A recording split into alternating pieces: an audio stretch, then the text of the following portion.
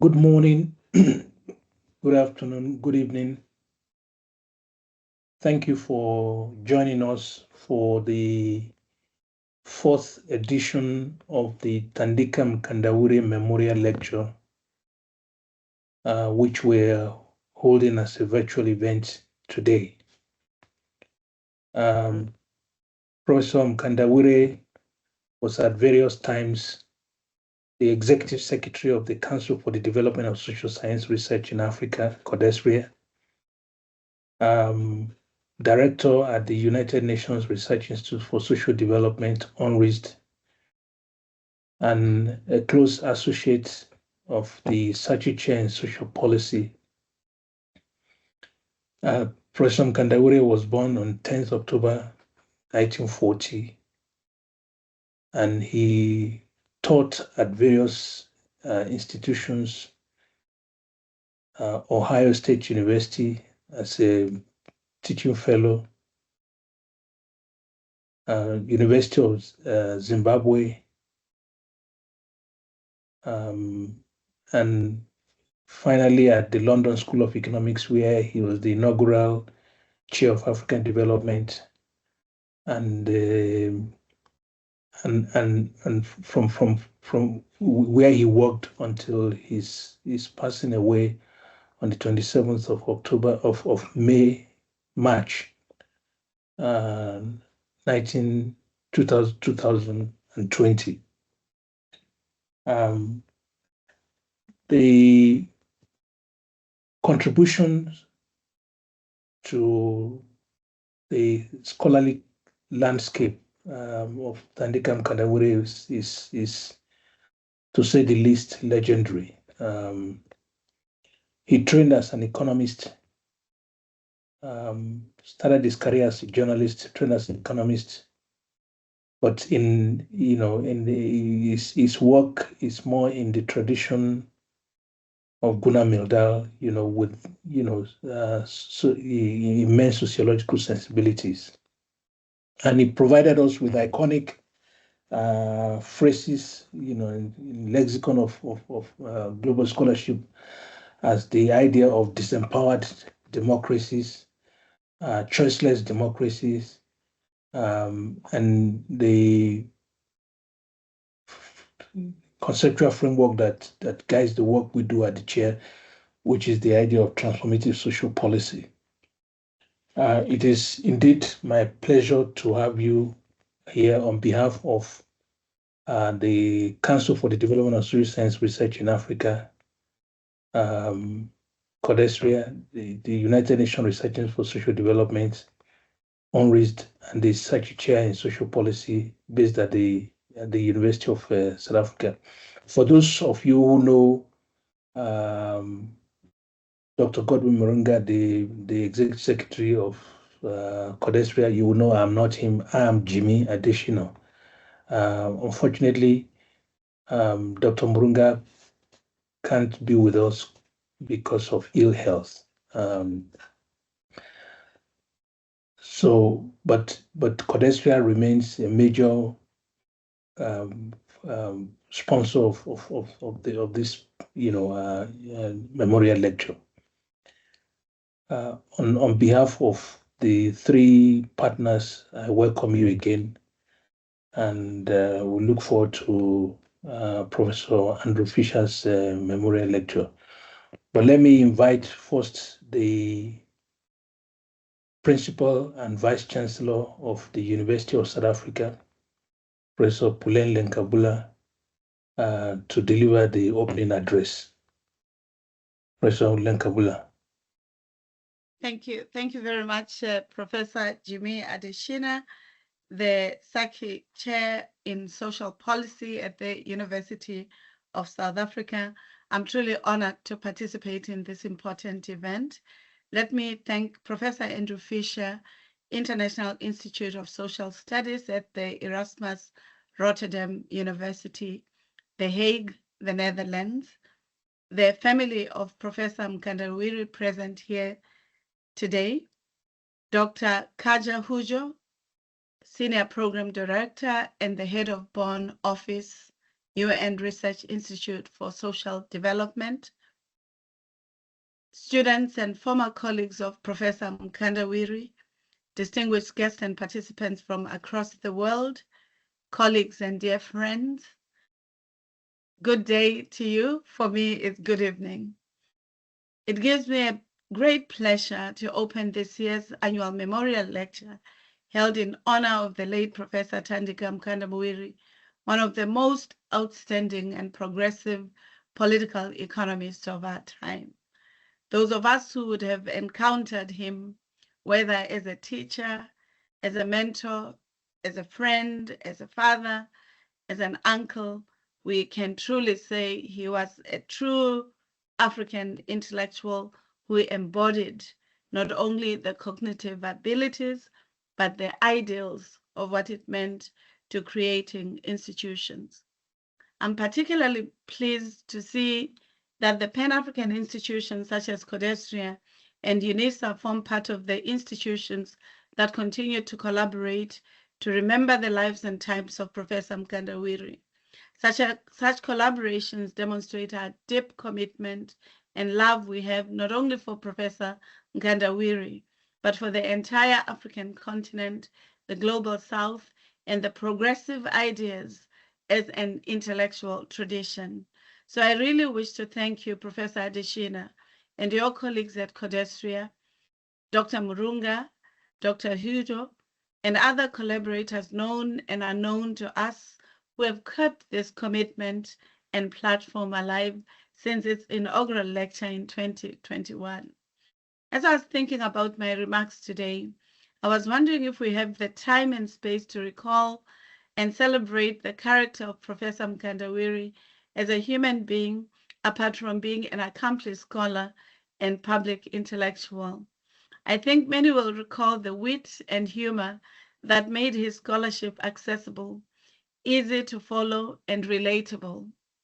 I'm wondering if we should not challenge his colleagues and ourselves as the students to write up a book on personal encounters with the charming wit and humor of the great professor and get to relive and reinterpret his works in humane and deeply personal lens. I recall, for instance, how he used to remind us as young scholars that we couldn't be contextually relevant if we did not understand the cities that we visited in the continent, especially the nightlife. Your chosen theme, social policy, and the demand side of alternative development pathways in Africa for this year's lecture is quite apposite and timely. The world is experiencing unprecedented changes and shifts in geopolitics, precipitated, of course, by the changing balance of power in the global economy. For more than 30 years now, the global value chains have been changing in terms of investment, technology, labor, sophistication, and other variables which have shifted productive capacities into the Asian region, with multiple positive effects for countries in the region and their peoples. For example, manufacturing jobs and other positive effects such as rising income, reduction of poverty, and better quality of lives have been witnessed in countries such as China, India, other countries in the Asian neighborhood. As the Asian countries rise up in the sophistication ladder, some of the countries that have always been ahead of the development curve, especially the post-World War II world order, have become wary of their relative decline as leading economies in the global economy. Definitely, such situations give rise to geopolitical tensions, which play themselves out in the theater of war and conflict. Heightened tensions about reforms in the global governance systems and divergences in terms of the responses required to deal with the polycrisis facing humanity in the 21st century. In this context, therefore, the work of Professor Mkandawire become a well of knowledge and insight that we can tap into as we try to locate the roles and positions of African states in the development of African region and the global economy. His scholarship in terms of understanding development in Africa, especially the role of African states in economic development and social policy, will prove to be immensely valuable as we receive today's lecture from Professor Fisher on social policy, the demand side of alternative development pathways in Africa. The idea of alternative economic development models is a hallmark of the intellectual legacy of Professor Mkandawire. Many will remember that Professor Mkandawire, alongside others such as Professor Sameh Amin, Professor Shivji, Professor Moyo, Professor Mafeje, Professor Nabudere, Zen Tadese, and others were some of the leading African scholars who mounted a very cogent critique of structural adjustment programs in Africa, leading to Professor Mkandawire defining the 1980s as Africa's lost decade.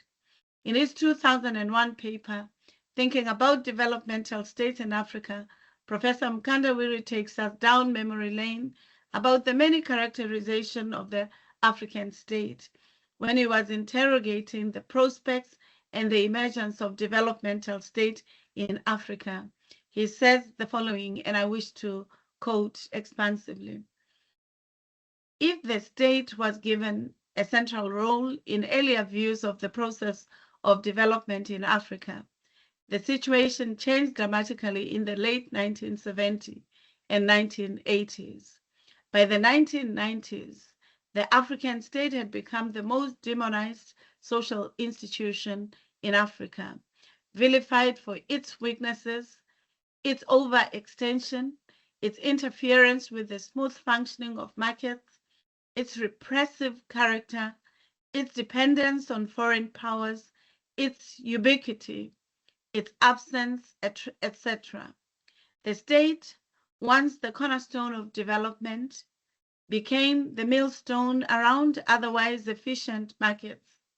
It is now the rentier state, the overextended state, the parasitical state, the predatory state, the lame Levithian, the patrimonial state, the prebendal state, the crony state, the kleptocratic state, and the inverted state.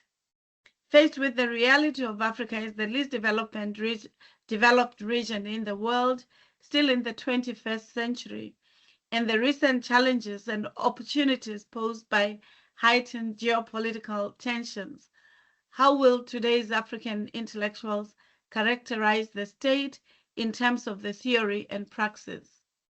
Does the theorization matter at all? No matter how we define it, the question remains, what kind of outcomes will the African state produce ultimately? Will it be the developmental outcomes that Professor Mkandawire dreamt about? I leave these questions to you and hope that you may consider them in this lecture and beyond. As the geopolitical tensions heighten, the roles and position of Africa, particularly the role of African state in national and regional economy, once more gets to be spotlighted. In order to avoid another series of lost decades, Africa must define its pathways for progressive and sustainable development in the interests of the people. I wish to take this opportunity to welcome and thank Professor Fisher for agreeing to deliver the Mkandawire Memorial Lecture. His scholarship and practice in Africa, Latin America, and Asia makes him one of the most relevant scholars to help us to reconnect and remember the late Professor Mkandawire. We appreciate your time and effort, Prof, and we look forward to your lecture today. Once more, thank you for inviting me to making these few remarks, and I hope you enjoy the lecture. But more importantly, take insights gained forward in a practical way. May the memory and scholarship of Professor Mkandawire continue to inspire all of us and many generations to come. Welcome to UNISA. Welcome to this important lecture, and we hope all of us will learn with you and from you as we celebrate this iconic intellectual who mentored many of us, including myself. Thank you very much. I wish you the best in our deliberations. Thank you. Thank you, Madam Vice Chancellor, for your inspiring opening address.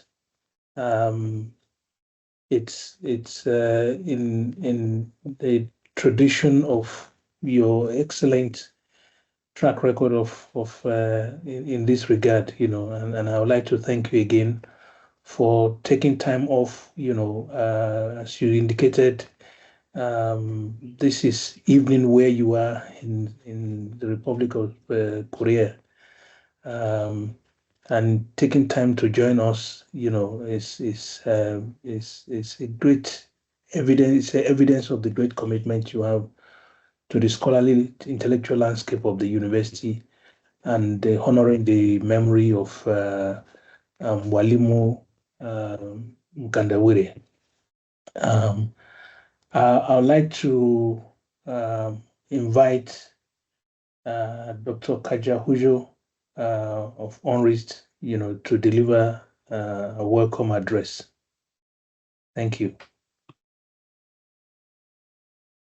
Thank you very much, and thank you. Hello, dear friends and colleagues, and dear Vice Chancellor, Professor Poulenc. Inspiring words have been already said.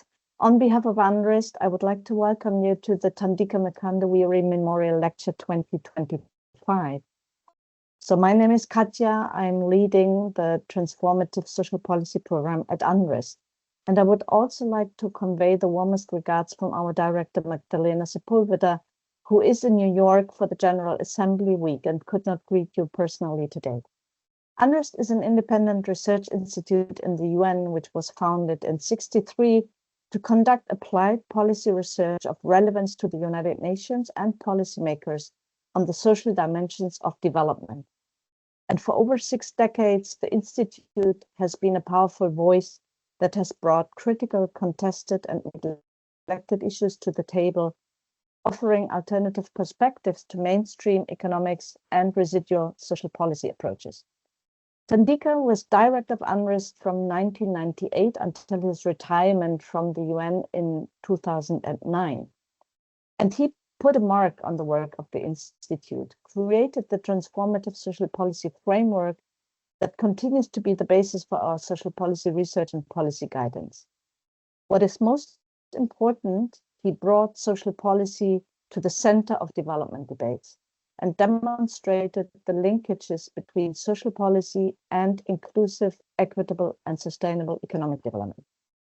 UNRIST is honored to co-host the 2025 Thandika Mkandawire Memorial Lecture with the South African Research Chair in Social Policy, led by Professor Jimmy Adesina, and the Council for the Development of Social Science Research in Africa, Desiree, presented by its executives, whom I wish a quick recovery, and we will miss him today at this lecture. It is particularly timely to remember the work of Thandika 6 weeks before governments, the United Nations, and civil society together in Doha, Qatar, for this and how these could be addressed. Of course, there have been important achievements on many fronts, in particular poverty reduction, expansion of social protection, gender equality, advancements in health and education, and more. However, we also know that much more could have been achieved with better policies, with less faith in the invisible hand of markets, and more faith in the visible hand of the state. What is even more worrying, much of what has actually been achieved is now undermined by multiple crises, unraveling social contracts, rising inequalities, destruction of the natural environment, and brutal wars. Support of democracy, human rights, of multilateralism, and international solidarity is in decline. And many world leaders are not anymore acting as an example to follow. In these difficult and uncertain times, we need to leverage the power of independent and rigorous research to help us understand the world and to make it better. Today's lecture by Professor Andrew Fisher on social policy and the demand side of alternative development pathways in Africa promises to provide new perspective on the linkages between social policy and African development, and solid arguments that social policy is neither an add-on to economic policy nor a luxury that poorer countries cannot afford. All lessons that we have learned from Thandika Mkandawire, and in whose honor we are gathering today, hoping to inspire us together with a lecture from Andrew Fisher and to take his legacy and his wisdom forward. I wish you all an inspiring lecture and send you greetings from Geneva. Thank you very much. Thank you very much, Kaja. It's a pleasure having you, and thank you for your welcome address. And we wish you and the other colleagues at UNRIST the very best as you prepare for the second World Summit for Social Development, and that will come up in Qatar in November. Thank you very much. Let me shift now to an introduction. To introduce our keynote speaker today. It is my great pleasure to introduce our keynote speaker for the 2025 Thandika Mkandawire Memorial Lecture, Professor Andrew Martin Fisher.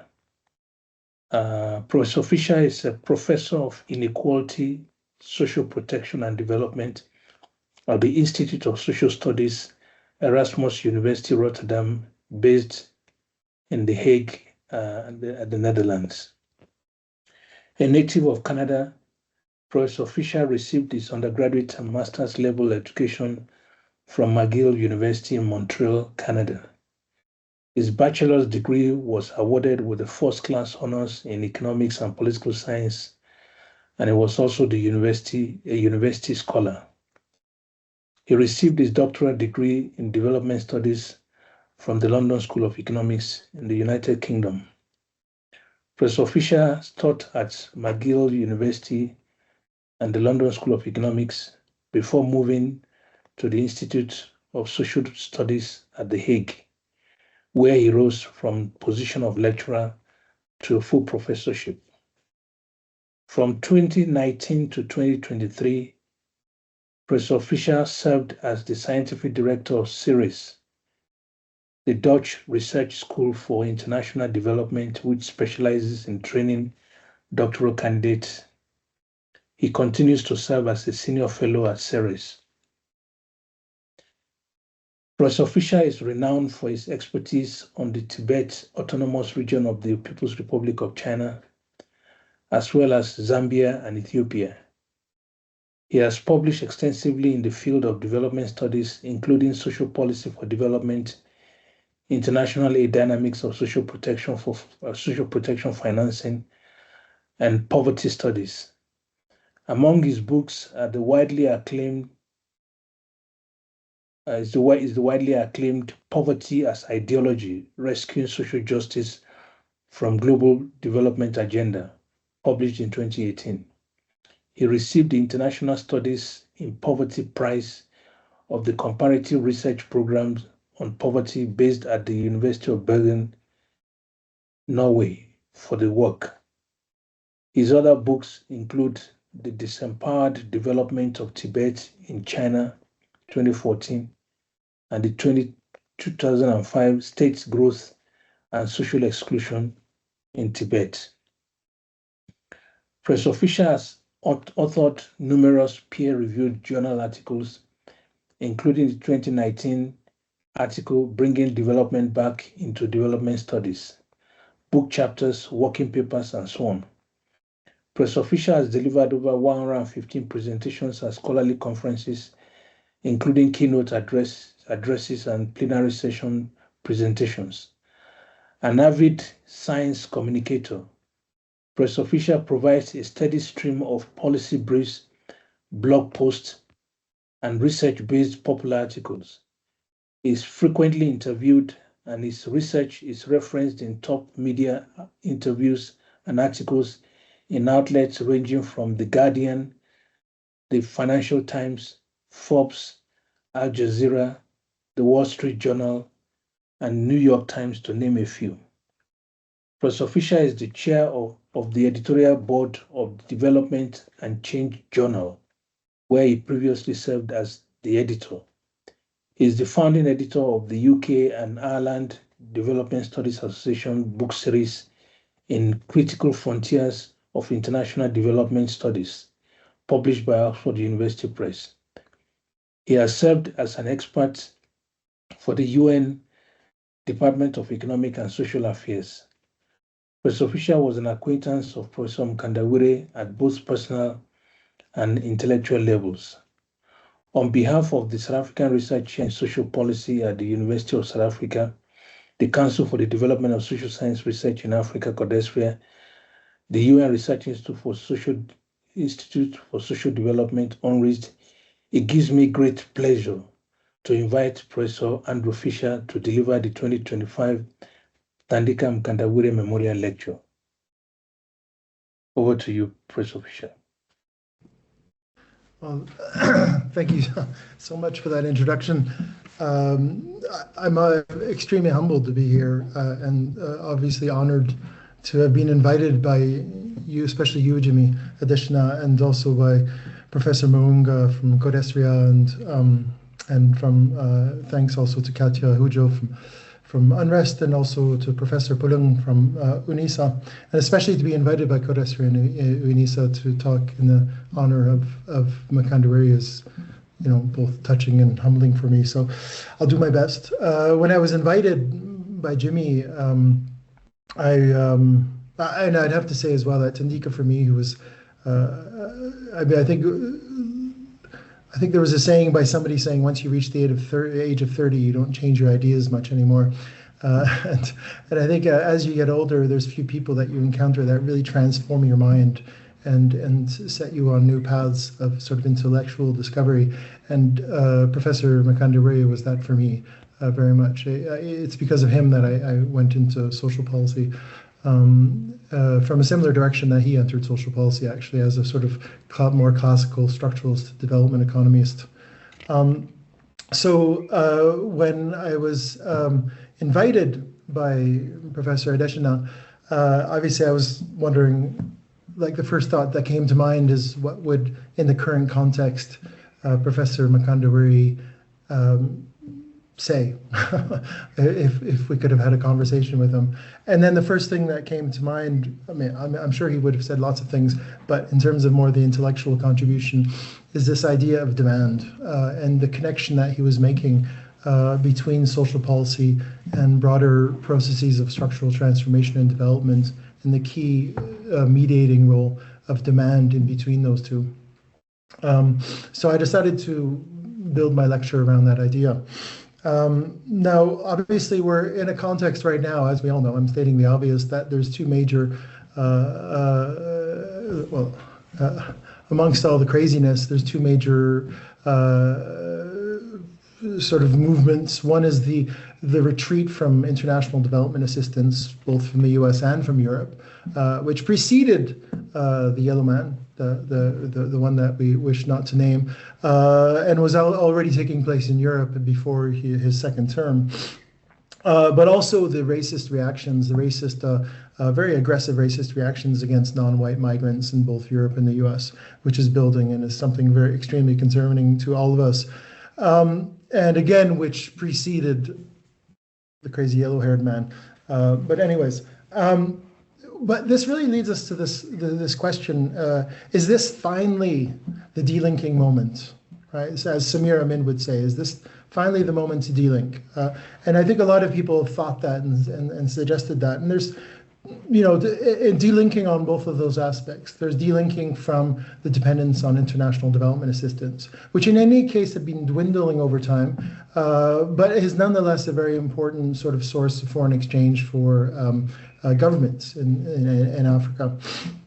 But also, maybe this is a bit more controversial to suggest, but if there's one silver lining in the sort of aggressive attack on non-white migrants, it's whether this could bring about a return migration of skilled labor back to, say, Africa, where that skilled labor is so desperately needed.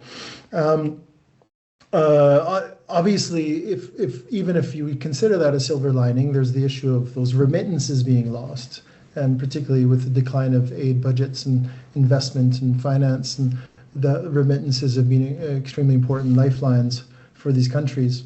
But nonetheless, I didn't start sharing my presentation.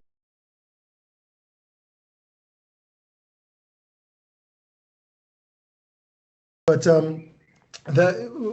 what I was going to say is that the needs are enormous. For instance, a recent technical paper from WHO Africa Region 2024 wrote a needs-based health workforce requirements to address Africa's disease burden and demographic evolution.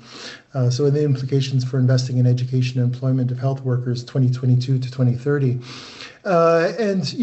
Just a few of the headline figures is that despite the increase in health workers, a very impressive increase in health workers from the last decade, from 2013 to 2022, of 3 times, although that includes community health workers, there was still, they estimated this is a mid-range estimate, means that, there's conservative estimate, it could be much greater than this, is a mid-range needs-based shortage of about 5.6 million health workers in 2022, which was projected to increase to 6.1 million in 2030, for instance. And obviously, if you hold on, I'm just trying to minimize this thing. Okay, good. So if you look at specific, obviously, if you include community health workers, that's basically 43% of the total needs-based health workers in the continent as a whole, including North Africa. But if you go into the more specialist sort of medical practitioners, there's only 11.5% of specialist medical practitioners on the continent relative to what would be needed, according to a conservative estimate, for instance. And you can see the other numbers there as well. So, and on top of that, they estimated that a rough ballpark estimate to reduce this shortage by only 50% by 2030 would require an investment of $120 billion. Which is perhaps minor relative to, say, capital outflows from the continent, but nonetheless is a substantial investment in health training. And it obviously raises the question of something we've known about for many, many years, is this huge loss from the continent of already educated and trained medical practitioners in the continent migrating to North America and Europe in particular. And the fact that the investment in those people has been lost, right? So a lot of this investment in these workers will be lost. So the question is that, could some of that return and save some of that cost, or also increase these proportions of, extremely the essential, the most essential workers, we could argue, for human development in a sense. Now, the reasons why they originally emigrated obviously could be many, but if we assume that one major one is because of employment, jobs, wages, and so on, it raises the question of demand. If emigres would return, for instance, to the continent, or if we could prevent further emigration from the continent, who would demand their labor, right? How would they demand their labor? Through what mechanisms? And where would that demand come from? Right? It's essentially a demand of labor question, right? they're relevant questions to ask because the conditions that led to their emigration in the first place haven't changed, right? If anything, in the context of economic crisis and so on, it's possibly worsening, right? I've talked previously about debt crisis and so on and written about it. And I think this points to a fundamental problem with the conventional economics logic applied to labor markets. Because according to that logic, I mean, this is a very simple graph, but according to that logic, which is still basically the model behind the thinking of labor markets, if something becomes cheaper, the demand for it should increase. And yet what we see is in poorer countries across the African continent, we see an anemia of demand for the skilled labor, right? Or at least an anemia of effective monetary demand for the skilled labor, right? Of the jobs and well-paid jobs that could prevent them from leaving in the first place. I think this speaks to a huge problem with the supply side logic that has dominated human capital approaches to development for many decades now, as a counterpart to neoliberalism, we might say, and especially in what we call neoliberal social policy, in that it mostly focuses on the supply of human capital, but not on the interventions into the labor markets to employ that labor, to employ that human capital. I mean, human capital is basically a euphemism for educating people, right, in that sense. Rather, the belief is, according to the well-known 19th century Say's law, is that supply will create its own demand as long as you let markets be free, right? The problem, of course, is that the effective demand for this labor that we're talking about it exists, but it's been abroad. It hasn't been the demand has been in the rich countries, not where the need for the labor exists, right? So the problem there is that the need isn't necessarily expressed through the monetary effective demand, right? And this speaks to, for instance, Amartya Sen's work on famines when he was working more on the entitlement approach. That the problem was that the need for food, for instance, doesn't get expressed through monetary demand, and this is a major cause for entitlement failure.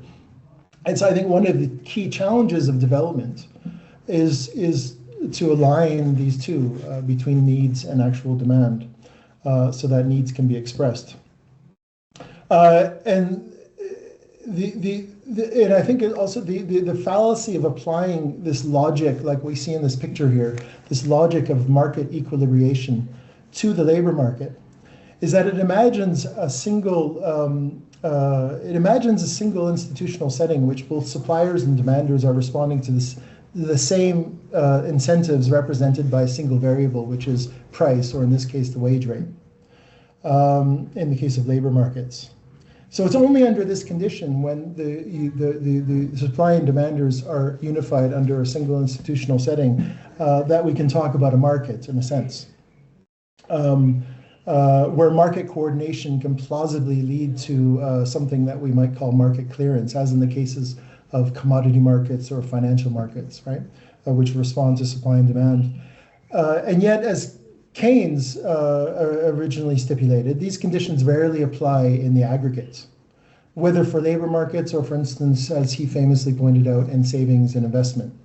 In the case of labor markets, suppliers and demanders respond to different incentives guided by different institutional settings, although Keynes himself didn't use the terminology of institutions, but that's essentially what he was referring to. Labor demand is primarily responding to aggregate demand, which is driven by consumer propensity to consume, business expectations of future profits. It would be constrained in a peripheral setting by the external constraints, which I'll talk about later, external balance.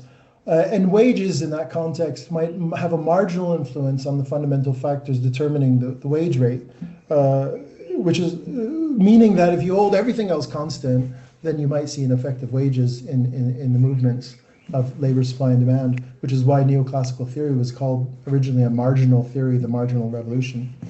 But the supply of labor itself is fundamentally determined by the social or subsistence need to work, right? Which is driven by structural factors which aren't necessarily responsive to the incentives driving labor demand, for instance, in that sense. So the two can be out of sync in many ways. And this is a fundamental problem with the neoclassical economic approaches to labor markets, is also compulsion in that sense. That compulsion could be driven by poverty, or what I called in my book, Poverty as Ideology, as compelling social needs, meaning these are social needs that one cannot do without in order to function in society or the economy, in a sense, right? Which become accentuated by urbanization, for instance. So in this sense, the people who are driven by compulsion include a much larger proportion of the population than just what we would identify as the poor. And it undermines the free operation of labor markets, because this whole principle of supply and demand is based on the idea that if you're not happy with the price, you can withdraw from the market.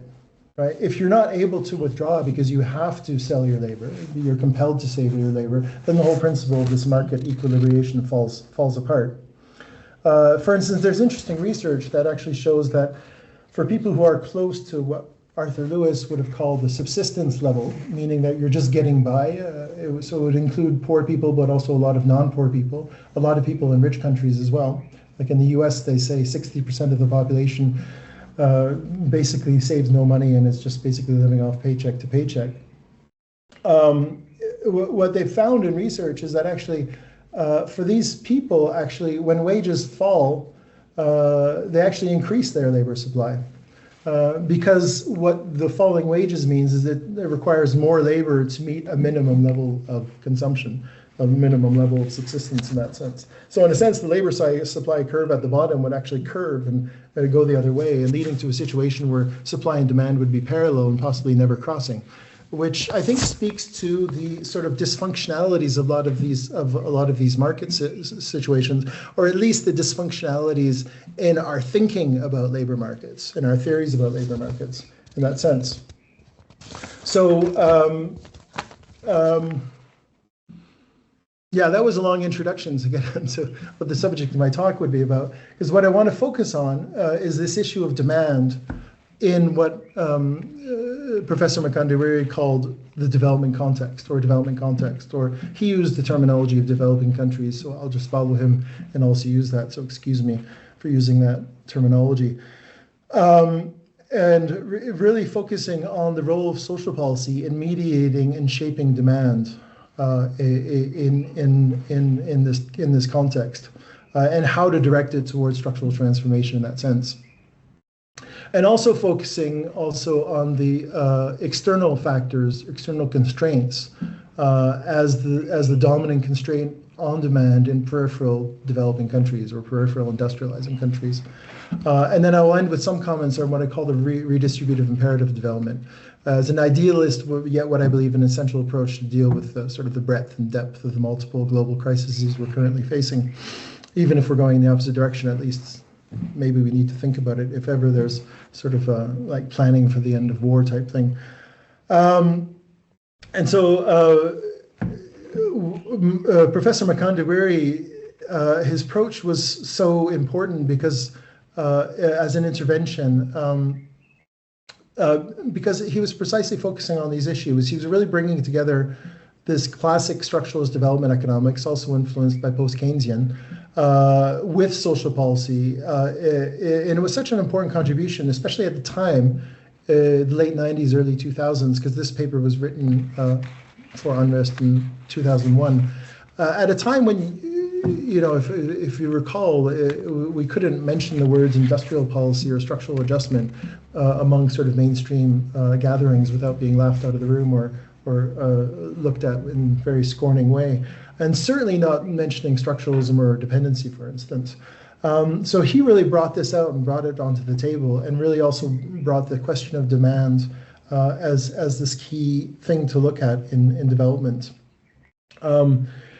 And he emphasized the potential for social policy to address a lot of the dysfunctionalities of development that had emerged in the context, which has been referred to already by Professor Poulenc as the Africa's lost decades. And actually, in some of my last interactions with Professor Mkandawire, because he was preparing a book for my book series, which he never managed to finish, and it's one project that I think would be wonderful if we could try and resuscitate. But he wrote to me and he said he actually decided to change the title of his book from Africa's Lost Decades to The Great Depression of Africa, because he said that expresses more fundamentally sort of this period that the continent had gone through. And the potential for social policy to address the dysfunctionalities that had emerged out of that context. And in particular, how social policy plays a central role in mediating between supply and demand of labor, and how it could be used to express or convert needs into aggregate demand in a development context, and aligning this to the needs of particularly structural transformation. And indeed, this is how I came to know of him, is because I read his work on this and I was blown away. So, and then I started to become what I called a Mkandawire, and told everyone to read him. But his intervention in this sense was also important from a structuralist perspective, because I think there was a tendency among a lot of structuralist authors, which they've been criticized for, to neglect the demand side of economic strategies in deference to the supply side of production and structural transformation. And I still think you see that right now in the industrial policy and developmental state literature is very much focused on a productionist understanding of industrial policy, for instance. And they had the well-known critique of Keynes, like Raoul Prebisch, for instance, had his critique of Keynes, that ideas of deficient demand that he had been developing for industrial economies did not apply well in developing countries that were supply constrained, not experiencing deficient demand for labor, for instance. They were supply constrained, especially in the production of industrial goods, which were key inputs into production, which then constrains demand, especially through the external accounts, which I'll explain later. That being said, and I think this is where Professor Mkandawire really helps us think through this, the lens of effective demand, effective aggregate demand that Keynes really brought to the table, can be a useful description of the condition of developing countries. For instance, deficient demand for labor relative to the supply of labor, as I was referring to with skilled labor, even if the structural reasons are different. For instance, Keynes was talking more about deficient demand that's endogenously generated by the business cycle, whereas the structuralists were more looking at deficient demand that was generated by the internal and external constraints of basically a peripheral developing country that constantly imposes austerity on the economy, right? As the main mode of adjustment to these constraints. And it was exactly actually on this last points that on external constraints that I think Professor Mkandawire became aware of my work, which I was very happy about because I was already aware of his. And he, particularly this article I wrote in 2009, putting aid in its place, insights from the early structuralists on aid and balanced payments and lessons for the contemporary aid debates. So I was trying to bring in that perspective into the whole discussion about aid. So what this perspective, I think, brings in is that aggregate demand in African countries, like most of the global south, yet even more so, is heavily constrained by access to foreign exchange, what's called the external or the foreign exchange constraint, or sometimes called the trade gap. And hence the demand question of development eventually leads us back to this understanding of constraints, which is precisely what the aid system was originally intended to address. I'll come back to this. I won't belabor it, just to give you a sense of where I'm going. But in this fundamental sense, we cannot separate the social policy question from the macroeconomic question. And I think this is the key point of Mkandawire, right? Professor Mkandawire, is that it couldn't be seen as a separate field. We had to actually see social policy as part of the macroeconomic analysis, in a sense, both domestic in terms of its role of shaping and sustaining demand, and also in terms of the external macroeconomic questions of constraints on demand.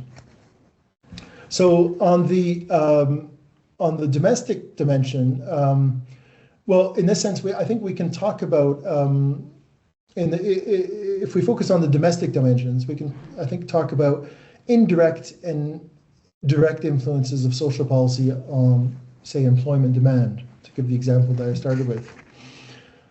So the indirect, and I think Professor Mkandawire was focusing most of his attention on the indirect effects, if I would frame it that way. He didn't, but if I frame it that way. And what I mean by the indirect effects is the effects of social, the effects of social policy on employment demand via its role in effective aggregate demand, or influencing aggregate demand, which itself determines the level of employment.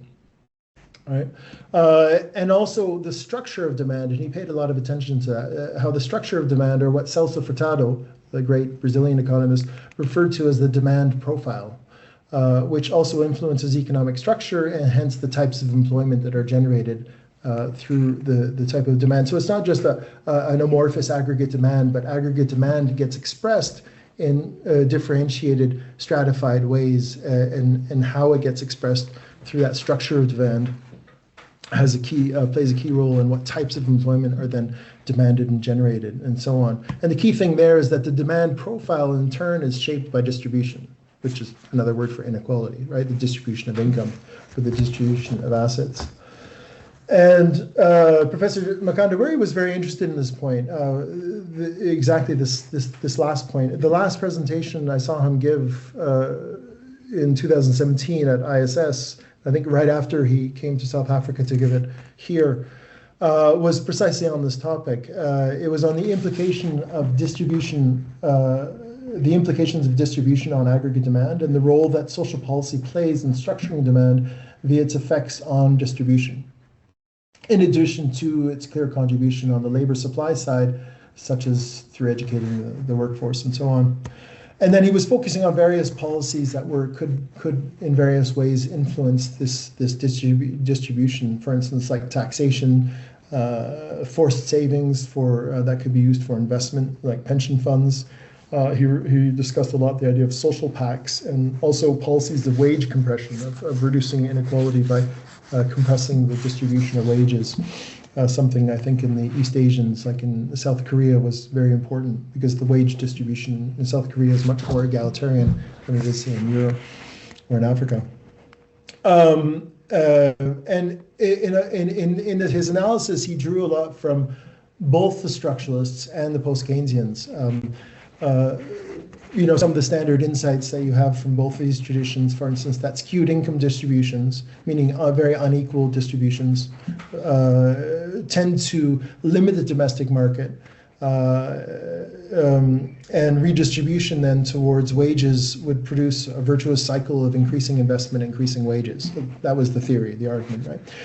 Or also that skewed income distribution encourages the consumption of imported goods or capital-intensive domestic goods, and that redistribution would result in a demand profile that favors mass consumption of consumption goods, which are more easily accessible to produce for countries, and that could be produced with more labor-intensive techniques, hence producing more employment. Sort of referring back to the choice of technique debates in earlier literature, and also would save foreign exchanges and so on. And on these points, he cited a lot Celso Furtado, again, the Brazilian economist, who was a colleague of Raul Freitas, right, and was extremely influential. I mean, it's useful to revisit some of Celso Furtado's criticisms of what he called the Brazilian model. It was basically, prior to this, he was predicting that sort of the Brazilian economy would stagnate, and then the Brazilian economy in the late 60s took off, and you had the Brazilian miracle, if any of you are old enough to remember that. And so he modified his thesis to explain how growth could nonetheless take place. But what he was basically pointing towards was that the state was using, in addition to industrial policy, was using social, wage, and other type tax and tax policies and so on to encourage a demand profile that was most attractive to attracting multinational corporations into the economy, and also subsidizing the multinational corporations through labor inputs, but also through producing human resources and so on, and also with inputs to production. And it resulted in rapid growth at that time in the late 60s. But what Furtado argued is that it produced the growth with a structural tendency to exclude the mass of the population from the benefits of accumulation and what he called technical progress. And it also relied heavily on the capacity of ruling elites to suppress all forms of opposition, because of course Brazil was under an authoritarian military regime at the time. And although he was writing in the early 70s, I mean, this has a lot of resemblance to today. I think this whole analysis, we could take it and with some modifications apply it to many, many cases today in that sense, perhaps even the US for that matter. This also, oh, sorry, I had some points there that were, maybe you can read that, but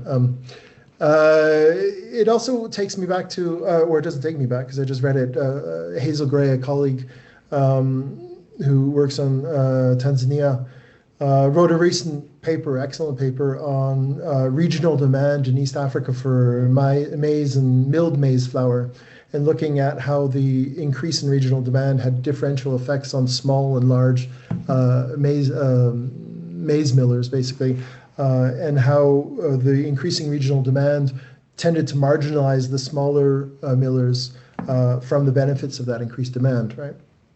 And hence the need for very differentiated industrial policies to address these types of issues, right? You know, fascinating analysis, but it's the same type of thing about how the structure of demand then affects and can cause marginalization and so on. Is effectively that approach that I was trying to apply to my understanding of what was going on in the regional development in Western China and Tibetan areas. But I won't go into that.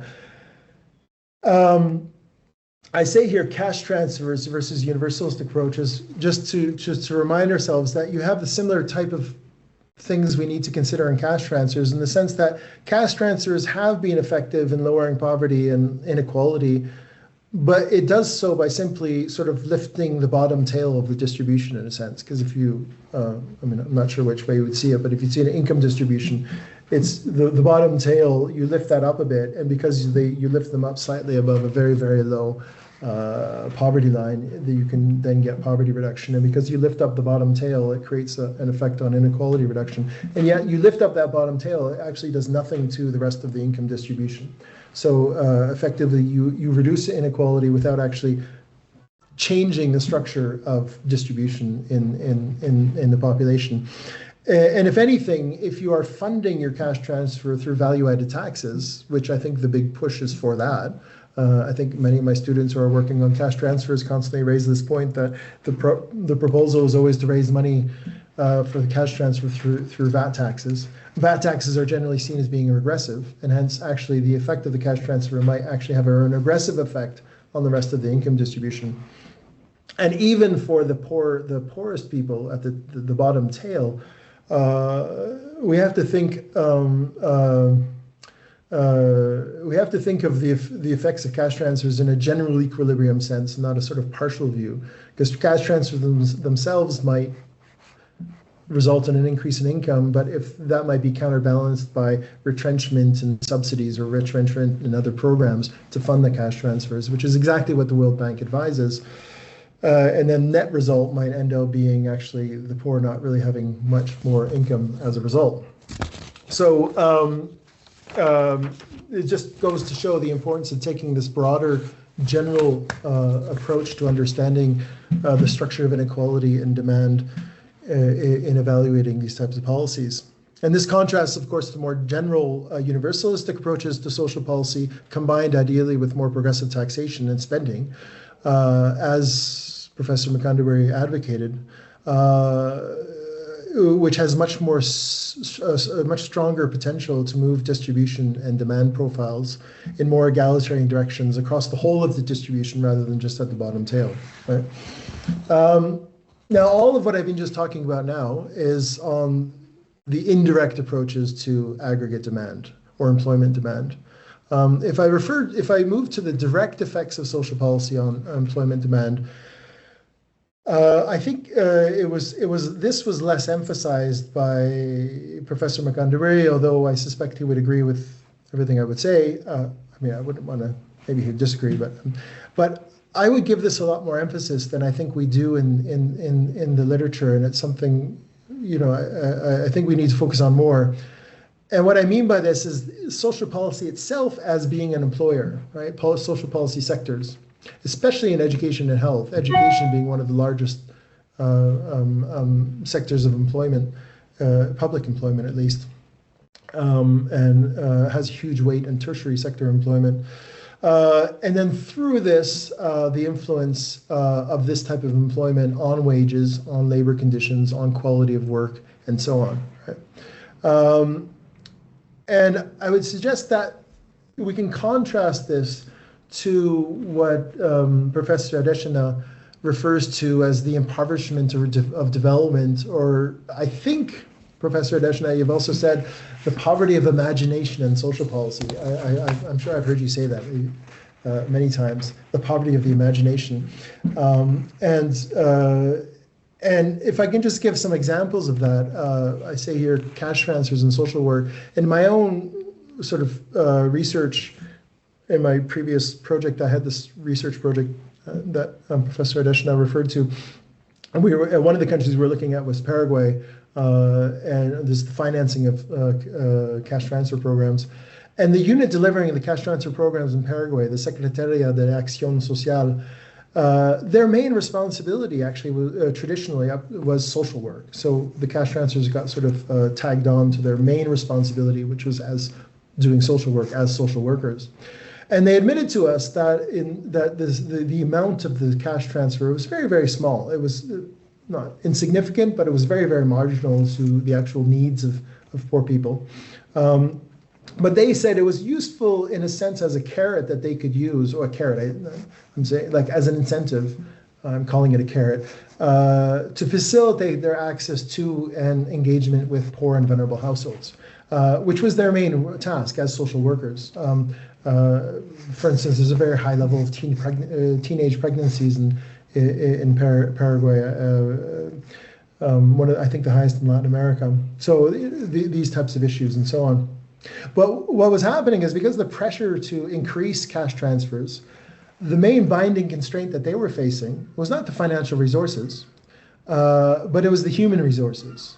It was the number of social workers. It was the fact that existing social workers already had way overloaded caseloads that they couldn't already deal with. They were far understaffed, and they couldn't take on more. Or at least the only way they could take on more cases was by transforming and abandoning the core function as social workers, right? So the push to just give cash was undermining their ability to deliver on this extremely important function of social policy, which is social work, right?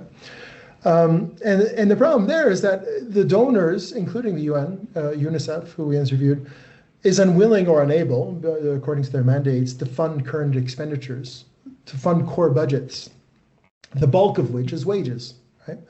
So the IMF also pressures governments to restrict public sector hiring because the wage bill is the largest component of government expenditure. It's also seen as the easiest way to freeze expenditures, for instance, during a crisis. So under current debt stress negotiations with the IMF, we'll see hiring typically being frozen or even reduced. And it's based partly on a view that a lot of public employment is redundant. Where does this idea come from, right? Where does this idea come from? And I would actually place part of the blame on this idea of just giving money to the poor, right?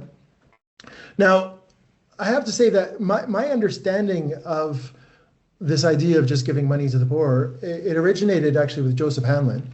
And it was in a paper he published in 2004. But it was actually, the argument was quite different. It was a critique of international, critique of international development assistance from donors being transferred through international NGOs. So it was the NGOization of development. And because, where a lot of then the resources were swallowed up by NGOs or today by consultancies, And the argument was basically, if we just get rid of this whole layer of intermediaries, who are basically mostly from the north, and just give the money to the poor, would we be any worse in targeting the poor? And his argument was based on these two experiences in Mozambique of simply handing money out, shows actually it was possible and actually led to a better impact. So, but it was a critique of international development assistance. 6 years later, it got turned into this book, co-authored with Armando Barrientos and David Hulme and others, which I think transformed the argument into a discussion, into an argument of government social policy or public social policy. And even if the authors didn't intend this, I think I think part of the reason why the book was so popular with the World Bank and others is because it reinforced or encouraged an orthodox resistance to public current expenditures and public sector employment. Precisely for this reason that, you just give money to the poor. We don't need to hire more social workers. Why are you doing, what are you doing interfering with our just distribution of cash, right? So it really separates the distribution of cash of, giving, you're creating demand in a sense of consumption power without creating the labor demand, right? So you're cutting the two, the labor demand from the consumption demand in that sense. And what do people then spend their money on in a sense, right? I think also a lot of certain popular ideas from the left have also encouraged this, like David Graeber's book on, sorry for my language if I'm just quoting, bullshit jobs, which, as they say in the blurb for the book, and now across the developed world, 3/4 of all jobs are in services, finance, or admin, which is basically the tertiary sector, jobs that don't seem to contribute anything to society. That's a vast generalization. And then he was connecting to this to a critique of what we might call financialization, but I think his argument was easily interpreted, and I think it was interpreted by many people, as again a criticism of public employment, because when people draw up ideas of a bullshit job, they often think of a public sector worker, right, a bureaucrat, etc. And so it reinforces again this neoliberal idea of bypassing the public sector and just going directly to the people, right? And I think universal basic income plays off a lot of this thinking as well, which is I think precisely why universal basic income is very popular with the right as much as it is among this particular left position. And I would add to this again, and actually I think Professor Adeshina and Professor Poulenc referred to this, which was this idea of the African state being a dysfunctional, bloated state, right? Here we have this wonderful, or not so wonderful, quote by George Bush, which isn't that far off from something horrible that Trump would say, where he says the origin of the problem in many African countries is that you've got state bureaucracies that are too bloated, right?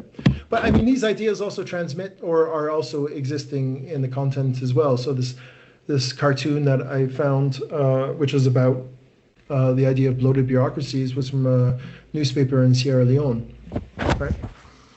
And but I've always been intrigued by this idea, because the reality is that public sector shares of public sector expenditure or public sector employment are typically much lower in, say, African countries than they are in high and middle income countries, right? To give a simple example, U.S. government, U.S. direct government employment, not including government outsourcing, is roughly around 14 to 15% of non-farm employment in 2024. That was before Trump started ransacking public employment.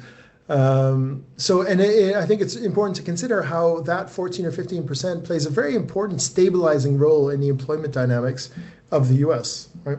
And if you include private education and health services, private health services, that more than doubles the share. So basically, you're looking at over 30% of the population working in these public or private social policy sectors, which unfortunately David Graeber inadvertently included in his classification of bullshit jobs, which I don't think a doctor would agree with. But you can also look at China in 2010, well after the mass state sector layoffs of the 1990s. State-owned units, which in public sector, broadly speaking, in China accounted for 19% of total urban employment, or about 28% of formal urban employment, right? Depending on how you measure that. If we compare that to Kenya, I chose Kenya as an example because I think, from what I understand, Kenya is kind of I think it's lower middle income now, and I think it has a relatively more robust more state capacity and so on than, say, other countries we might look at. In Kenya's 24-25 Kenya labor market profile, all of formal employment, public and private, accounted for only 19% of non-agricultural employment, or only 6% of total employment. And agriculture is still 2/3 of employment, according to their estimates. So I don't know how the 6% is bloated in that sense, compared to public sector employment in the US or even China. And I think that speaks to what Professor Adeshina was referring to in terms of Professor Mkandawire's criticism of this portrayal of the African state, in a sense, right? So the direct role of public sector employment, I would argue, is very important because it influences a whole variety of things, because it constitutes a large component of the labor force. One is that through that employment effect, it actually affects aggregate demand via the wage bill. So and it can be a very stabilizing effect on aggregate demand. I think it's also important when we think about demand profiles, because public employment creates labor demand at the middle or upper parts of the labor hierarchy, but not at the very top, unless you're talking about, I don't know, top level people and so on. But it essentially bulks out the middle of the income distribution. Right? So it has that more egalitarian effect, even though it's not addressing the very, very poor necessarily. And in that sense, it's much more adapted to creating a demand profile that's suited to the local setting. Or it might even be quite suitable to, say, a strategy of structural transformation in terms of the types of demand that sort of middle part of the distribution would then demand, right? It also creates a very accessible form of employment, of good quality employment for poor and non-elite people via the education system, upward mobility essentially. And it effectively serves as the coveted target of employment expectations of increasingly well-educated young populations in Africa and elsewhere in the world. I mean, in China, for instance, this is a big issue. I just know from my own research with living among poor people, and I hear this echoed throughout the world, that a major, probably one of the most important poverty reduction, household livelihood strategies in the rural areas in particular.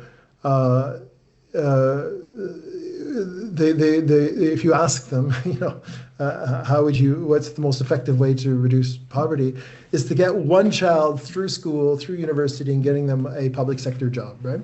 And I think that is the response. That is what you see them actually across the global south as being probably a dominant livelihood strategy. If one child can get a public sector job, the whole household is basically secure in a sense, right? As long as they keep the job, and there's no IMF structural adjustment program or something like that. But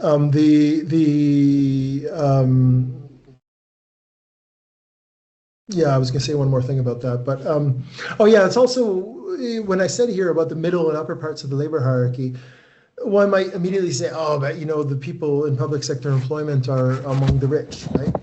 In many poor countries, which is true, but I think, when we think about social policy employment, a lot of it is, say, like in education, teachers in primary schools, and things like that, where I don't think they're necessarily the rich members of the community. I think they're still somewhat integrated into the more, what one might call the vernacular economy in that sense.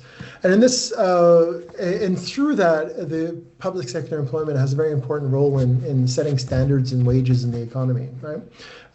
Because it sets the expectations. And I just refer here to Ben Radley's work he did distributional analysis of industrial and artisanal mining in DR Congo. And one of the findings that is many very interesting findings. I encourage you all to read it. He's just come out with a book. But one of the findings was that, in the higher earning strata of workers in both the artisanal and the industrial mine that he was studying were roughly the same in the end, even though the productivity in the industrial mine was vastly higher than in artisanal mining, which speaks a bit to an Arthur Lewis type of process of wage formation.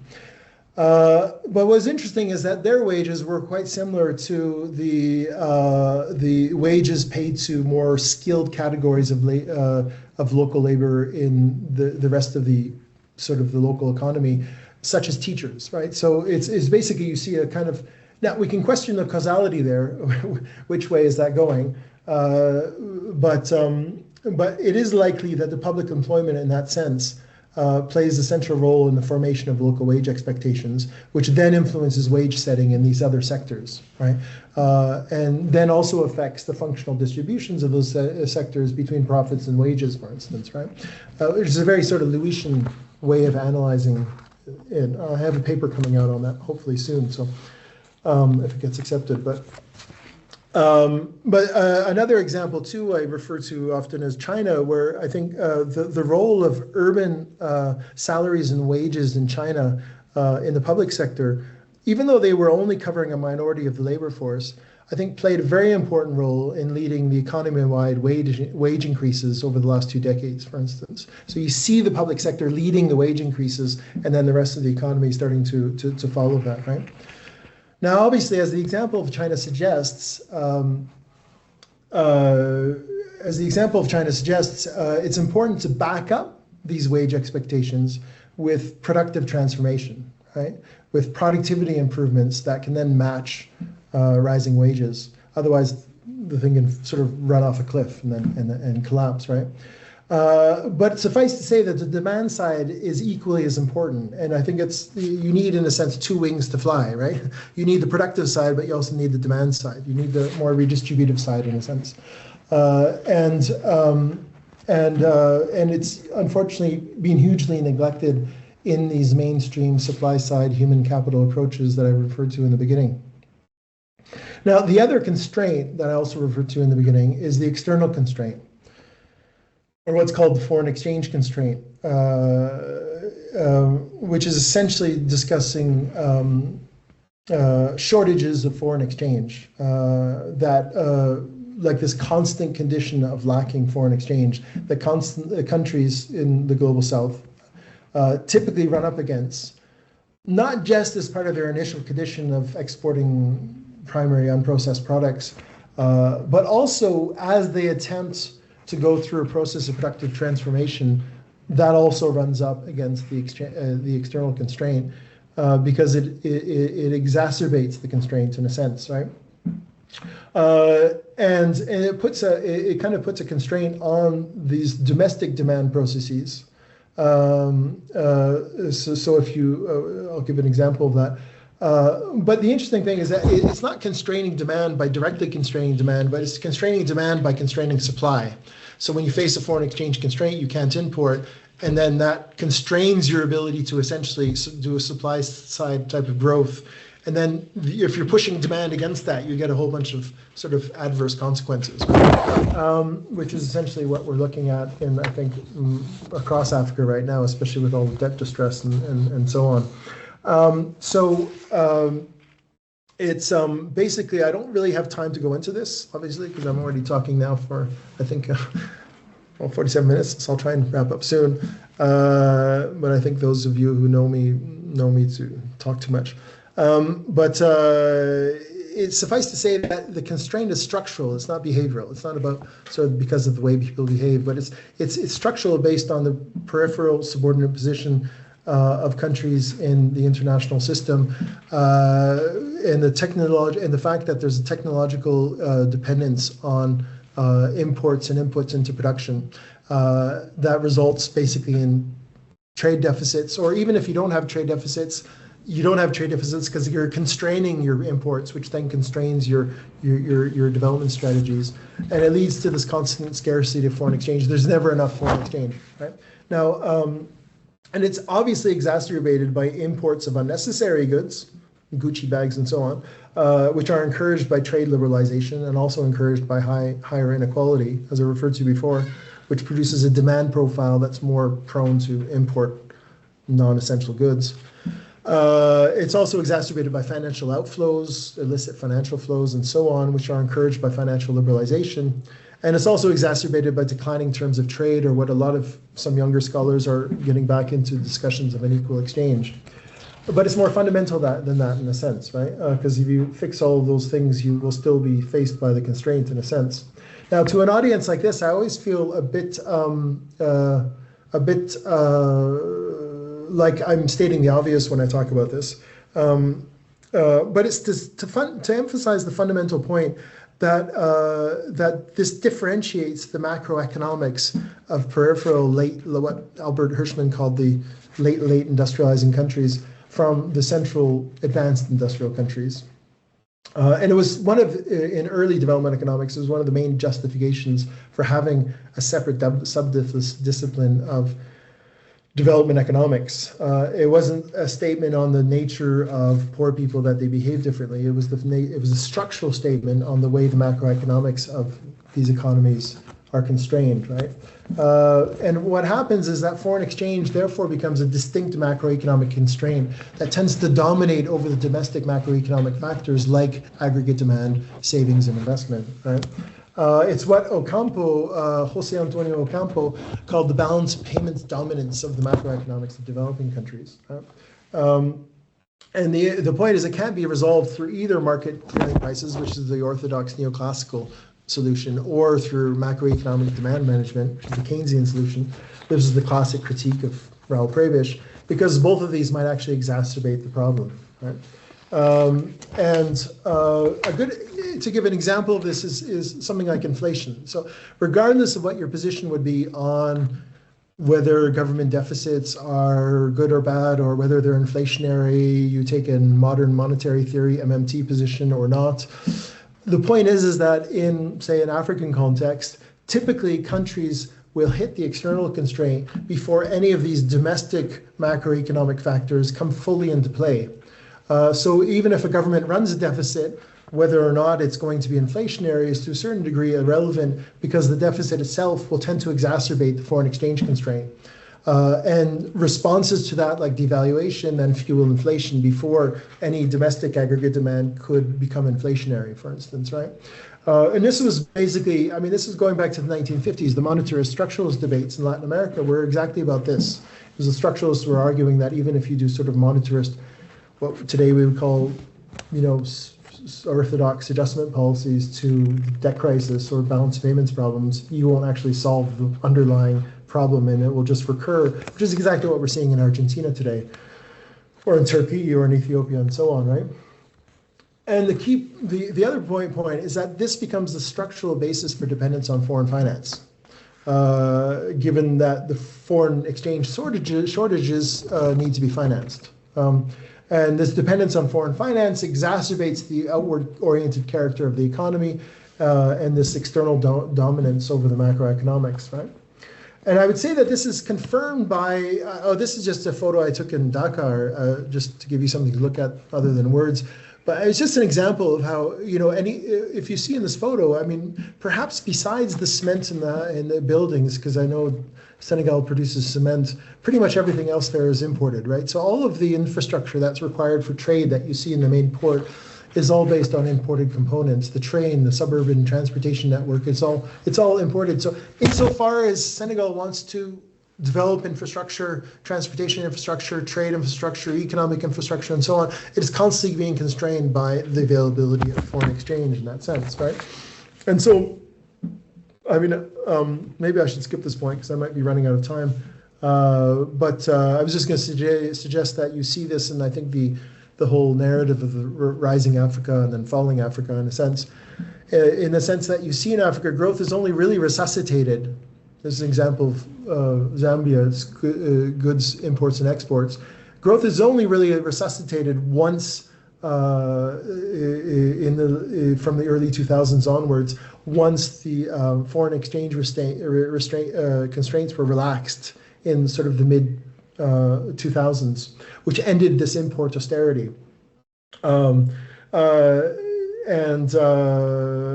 but that's also driven, I mean, aid and debt forgiveness was only a small part of that. A lot of it was more about commodity prices and pro-cyclical financial flows that were boosting up the situation, and so on. But what happens is that even as you're then taking off, that's exacerbating the underlying dependency on imports, especially if you're structuring your economy on foreign, ownership and intensifying the need for these inputs, right? And then hence, once sort of the international liquidity dries up, you quickly fall into a crisis, which is what you see here. Or if you see suddenly the commodity prices falling, then you see a collapse in the imports. And interestingly, in 2000, you see a classic situation, which was like, say, in Latin America in the 1982 crisis, whereas you see imports collapsing even as exports rise, and that's a typical sort of structural adjustment approach to debt crisis in that sense, right?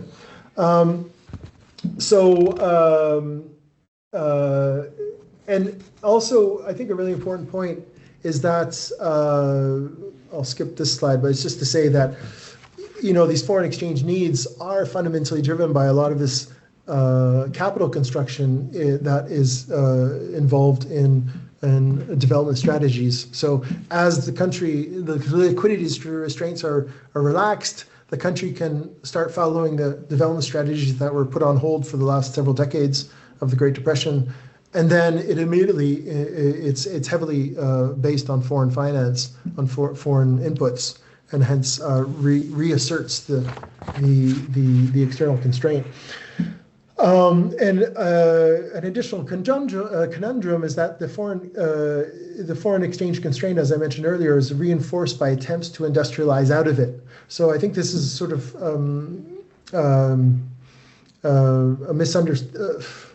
There's this idea today, I think, with the reviving interest in developmental states, that somehow developmental states were a response or a solution to dependency. Whereas actually, if you look at some of the original work on dependency, it was more an analysis of the evolving situation in Latin America, where actually the external constraint was being intensified by developmentalism and industrialization, and hence reinforced the reliance on foreign finance, which then reproduced dependency, which is exactly what I think you're seeing in Africa right now.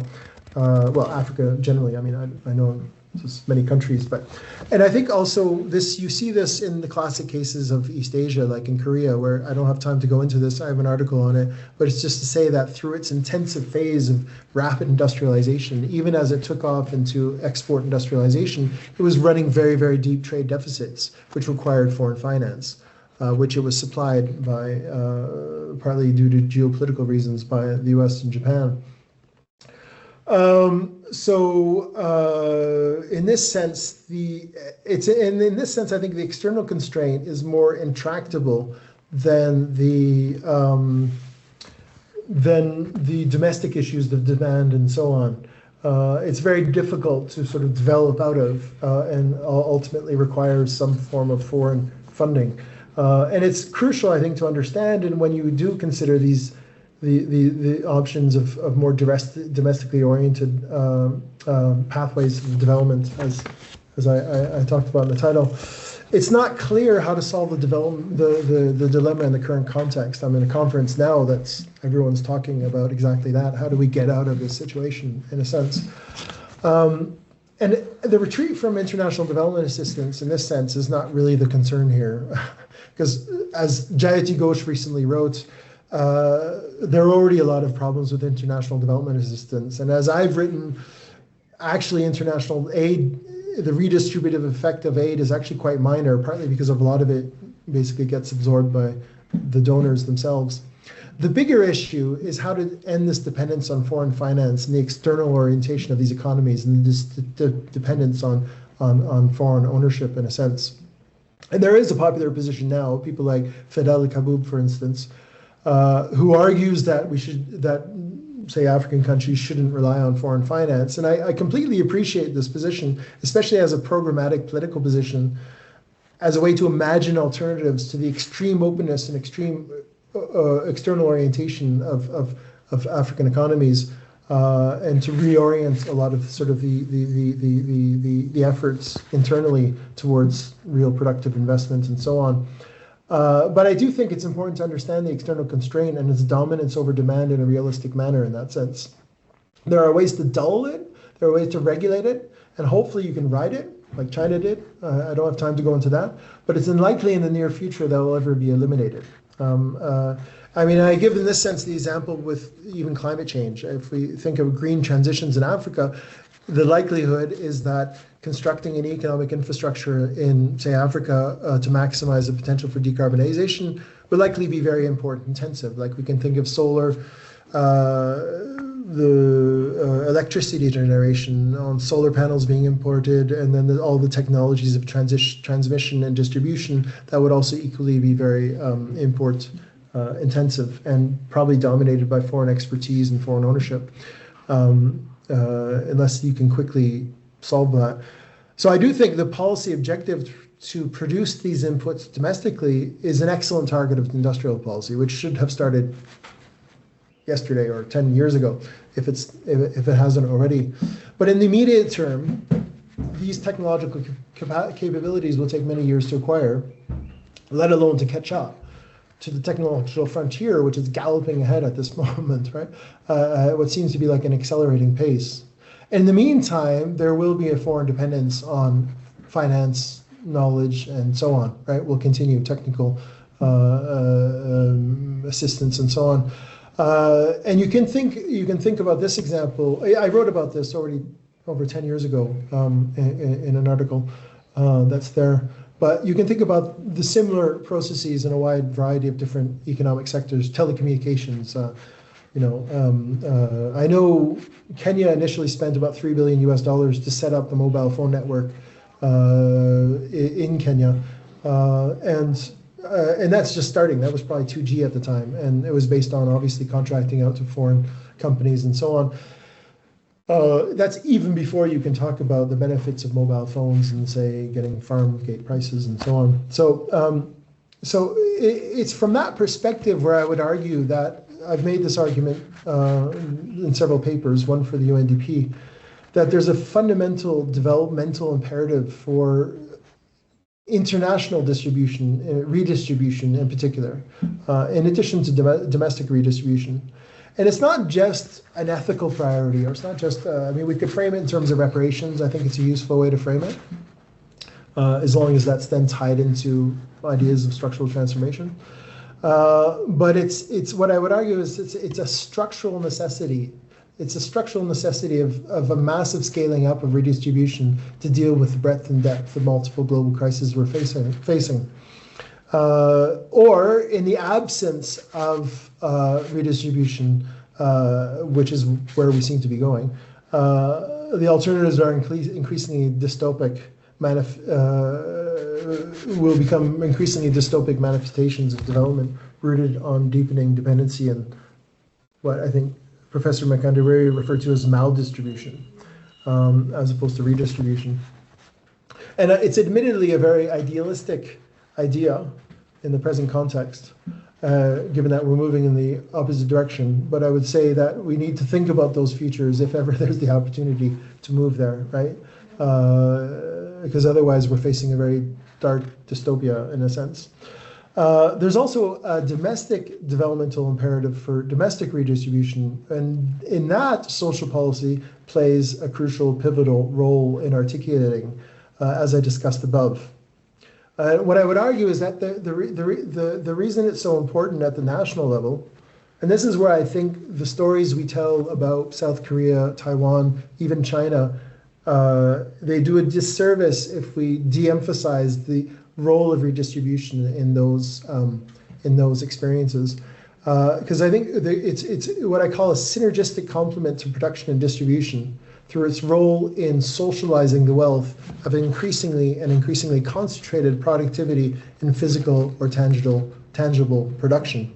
So it is again about the circulation of the wealth production, the value-added production, to generate demand in different parts of the economy, particularly towards the tertiary sectors, which themselves don't produce anything tangible, right? And are pretty much entirely based on demand and wages and so on. Without this, I think I think this is an important component of complex modern economies. And without the redistributive role that has to match the increasing productivity, complex modern economies become disarticulated and dysfunctional, or to use the term from Celso Furtado, organized forms of development have a difficulty taking root. In this sense, the political institutional role, which I think Professor Mkandawire was very interested by, wrote a lot on that, especially in the last decade, is also important in the way that redistribution bolsters state institutional capacity to the ability of the state to organize, plan, regulate, and to mediate cross-class settlements with increasingly complex political economies. And this obviously highlights the essential instrumental role of the state. And I know there's a lot of criticisms of the state, but it is the only institutional unit that is able to conduct redistribution at a large national scale. So we can talk more about that, but there's no time in this presentation. But this structural logic at the domestic level extends to the international level precisely because the production, because of the value chains and projection networks today are increasingly involved transfers of value across borders, right, as we know. So value produced in Africa leaves Africa and so on. And hence there's a structural necessity is also increasingly transnational.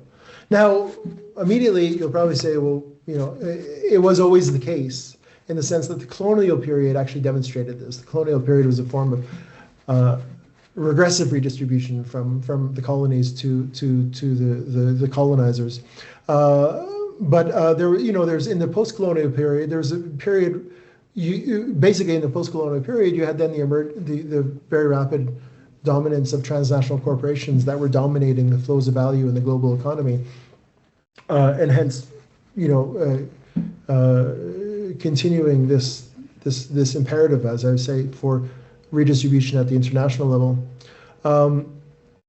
And it's precisely, this is the major challenge for maintaining aggregate demand in developing countries, and the reason why they're constantly in this sort of state of austerity, whether or not you have an IMF program, because so much of the value of the economies gets siphoned off through a variety of increasingly sophisticated channels of transnational ownership and control over the networks of production and distribution, especially in the key lucrative sectors of mining and other resource extraction, or even in tertiary activities like in telecommunications, which are predominantly controlled and owned by the global north.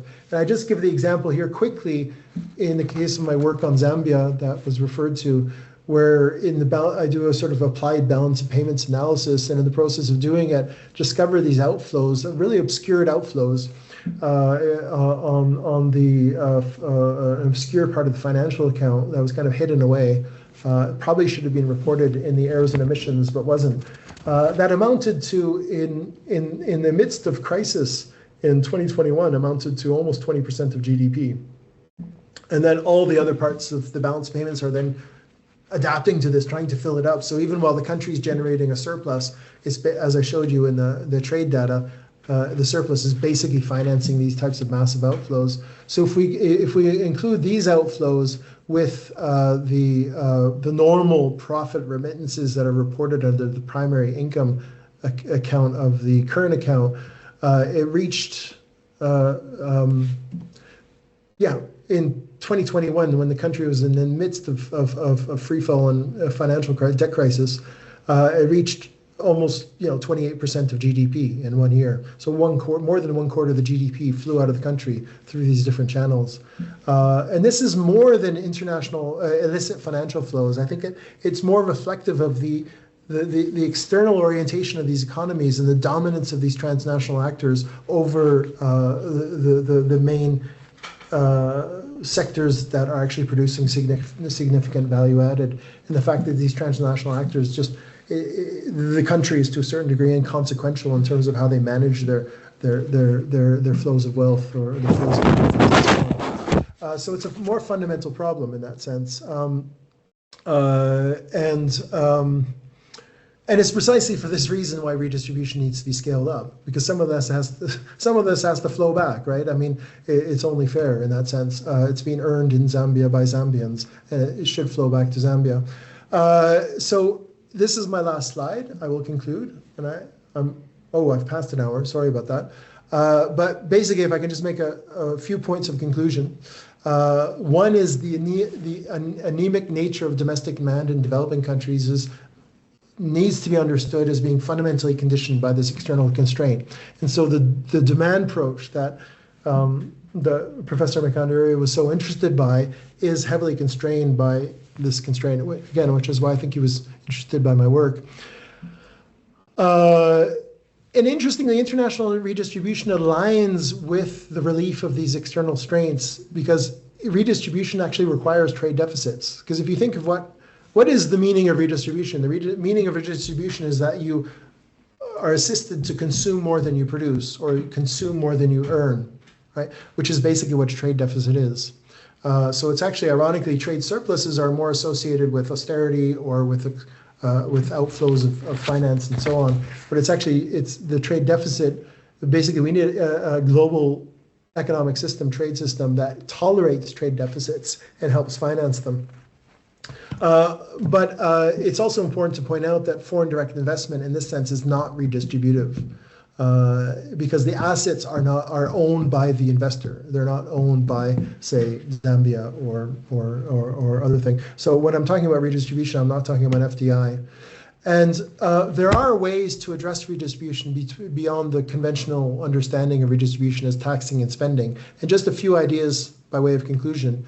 One is, as quickly as possible, to plug the massive hemorrhaging of value and wealth that I was showing you in the previous slide in the case of Zambia, because that in itself, more than actually a positive redistribution, just plugging that up would already be a massive redistribution towards many of these countries.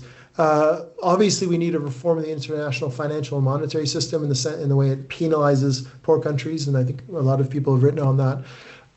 It might also be useful to think about global asset redistribution. We talk about domestic asset redistribution, but going back to nationalization as an economic strategy, it's extremely sensitive. You might end up with gunboats in front of your main port, but how to start thinking as a strategy rather than constantly relying on FDI, instead nationalizing your economic sectors. But all of these, and there's many more, this is just a few ideas, but all of these options need to be understood as supporting more egalitarian demand profiles in